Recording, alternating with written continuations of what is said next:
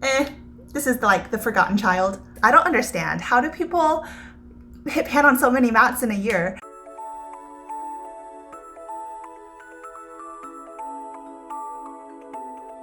Hey all, welcome back to my channel. And now that it's July, I figured that it's time to have an update on my Pan Those Eyeshadows project. And that's right, I haven't forgotten about it. I have actually been diligently chipping along these, that's not the idiom, what is it? Making a chip, chipping along? I don't know, but I have been working on the 6 eyeshadows that I picked back in January to pan this year. So in this update number 1, I'm going to go through those 6 shades, say how many times I have used each of them, and then show you my progress, which is slightly exciting because I have 2 new pans, which are the first 2 pans that I have ever hit on any eyeshadows, which is quite sad and embarrassing, but still an accomplishment. But quickly before we get into that, if this is your first time seeing me, I hope you'll consider subscribing before you go, and if you like this video, please give it a thumbs up, and I promise I'm going to update y'all on my Pan 20 and 2020 project too, eventually. All right, for the eyeshadows, I have 6 total, 2 from each of my Anastasia Beverly Hills palettes.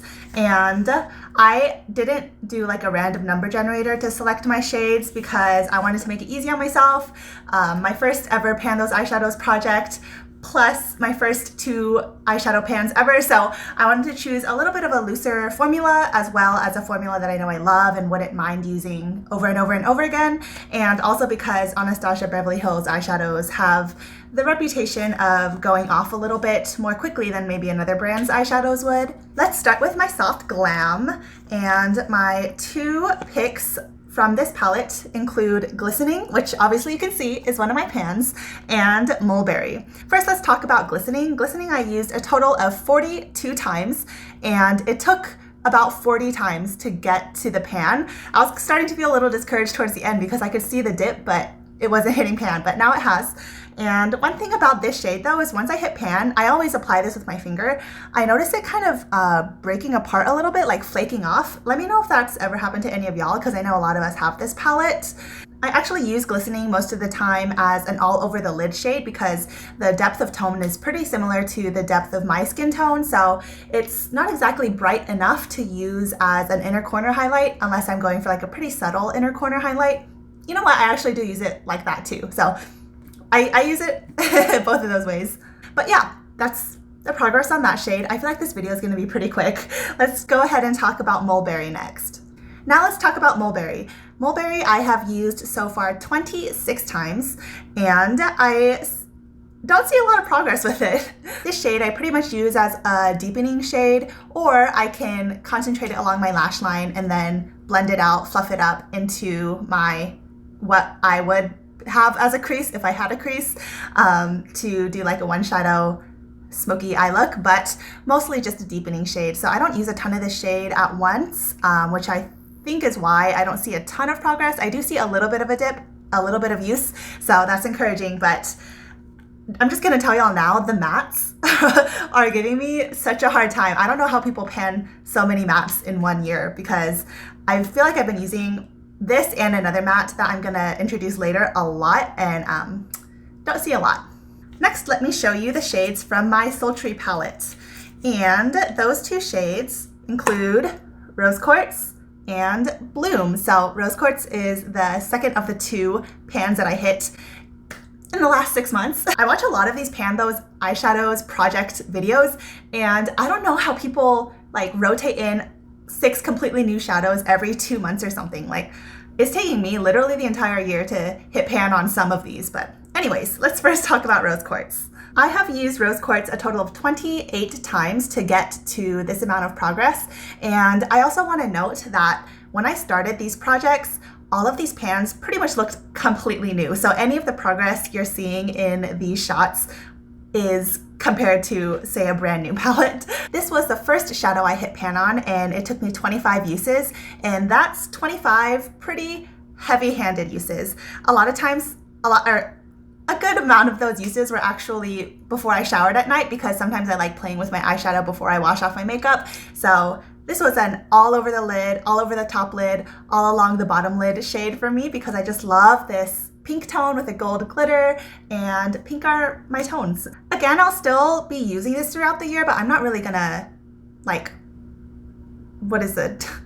Words. I'm not going to put a lot of my energy or attention on this shade anymore because I'm happy to have just hit pan. The second shade in this palette and the fourth shade out of my 6 is Bloom, and this shade I just gave up on kind of throughout the first half of this year because I saw how long it was taking me to get through or to have any kind of progress show in the mattes. I pretty much just said I'm just gonna pick one main matte or 2 main mattes to focus on, and Bloom did not make the cut for that. So in total, I used Bloom 11 times in the past 6 months, and the progress shows that. It just kind of has a little bit of the bumpies to show that I took off some of the surface layer, but essentially, I don't know how much progress I'm gonna make on Bloom. Maybe y'all can encourage me, but it is also quite a bright shade, so I don't use it every day for work or anything.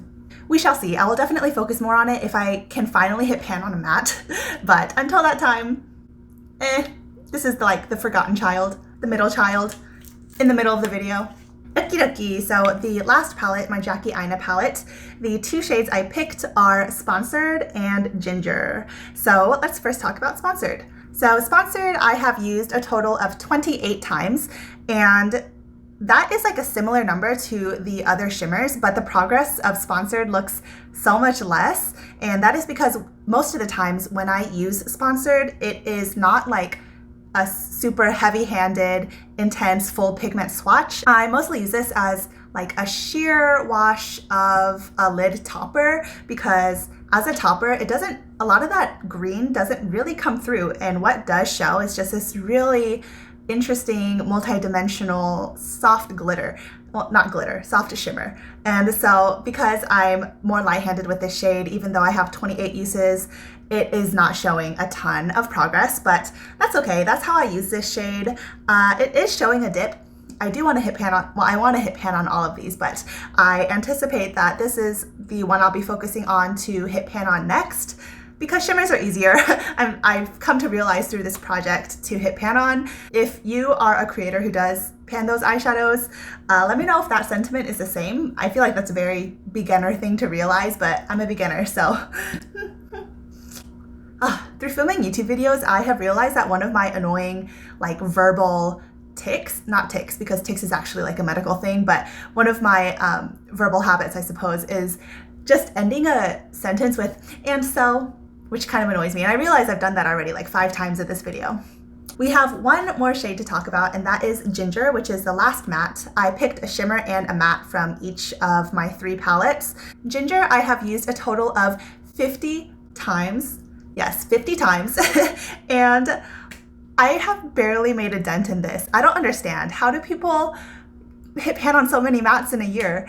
Yeah, I've been really working hard on this shade. I think that reason why I struggle so much with panning eyeshadows is because I have a significant number of eyeshadow palettes, 30 to 40 eyeshadow palettes that I deeply love and enjoy every single one of them. So I also have a calendar where I rotate through my palettes. So I have like 1 or 2 palettes assigned for each week through the year. Yes, I'm a little neurotic type A about that, but so I use a lot of different palettes. So I'm not exactly one of those panners who uses that one thing every single time, every day for months or whenever I meet my goal, because I think that takes some of the fun away from doing my makeup. I realize that about myself, which is a reason why I'm trying to get myself to adjust my expectations around like my life. But still, I really want to hit pan on like a matte, and I've used this 50 times and it is showing a small dip. So I don't know how long it's gonna take me to hit pan, but hopefully by the end of December's time, we will see a little bit of silver. That's it. Those are my 6 shadows, and this is my update number 1. It's kind of encouraging because I did hit pan on 2 and I see progress on another 2, but not, I guess I'm comparing myself a lot to other panners, which I shouldn't do. Why would I add another cause of stress to my life? That is completely unnecessary. So yeah. Oh my God, did I do it again? It's and so or so yeah.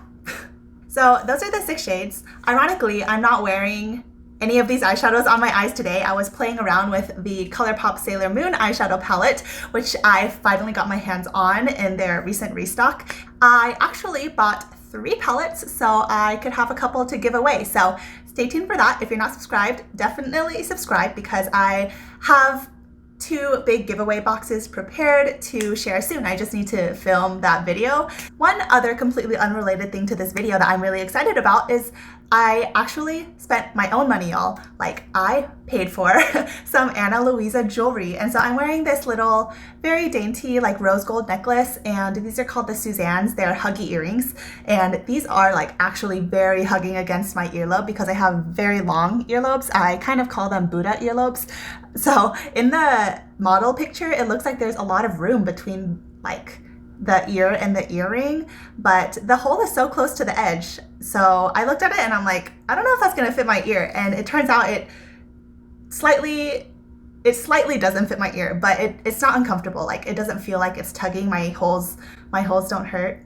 I keep them in when I shower, I keep them in when I sleep, and I really don't feel it because it doesn't have like a sharp edge to bother me like when I'm laying down. I also will have like a normal person referral link in the description box that anyone can have. So I think that you'll get $15 off and I'll get $15 credit, which is cool if you want. Well, thank you for watching today. I hope you have a great rest of your day. Remember that y'all are my treasure. Find the beauty in every day, but most importantly, be kind to yourself, or try. Bye.